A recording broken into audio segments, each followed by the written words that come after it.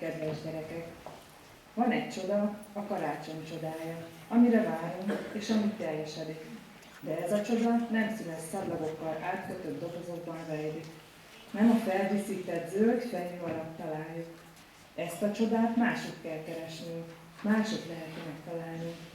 Ez a csoda a kedves szavakban, az őszinte, szívből jövő kívánságokban, szerető érzésekben érkezik. És kell ennél nagyobb ajándék? A következő 365 napban ezek kísérnek minket. Ezek adnak erőt nekünk. Nem a csomagban lapuló tárgyak, hanem csak is ezek. A karácsony nem elérkezik, hanem mi magunk hozzuk létre a varázsát. Ez a karácsony csodája.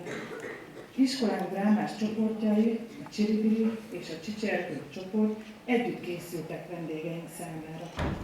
Először betlehemes játék Gárdonyi Géza a Karácsony Álom című színjátékából.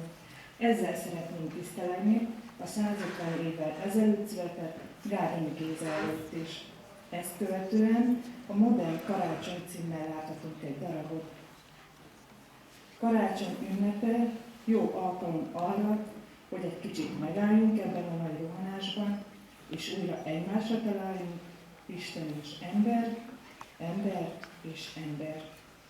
A drámások műsorának zárásaként a Koldus Ének című darabot nézhetjük meg.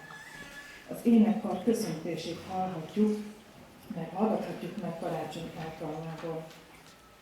És mindenkinek jó szórakozást, és kérem, hogy a műsorszámok közben ne tapsoljanak, jó? Nem csak a végén.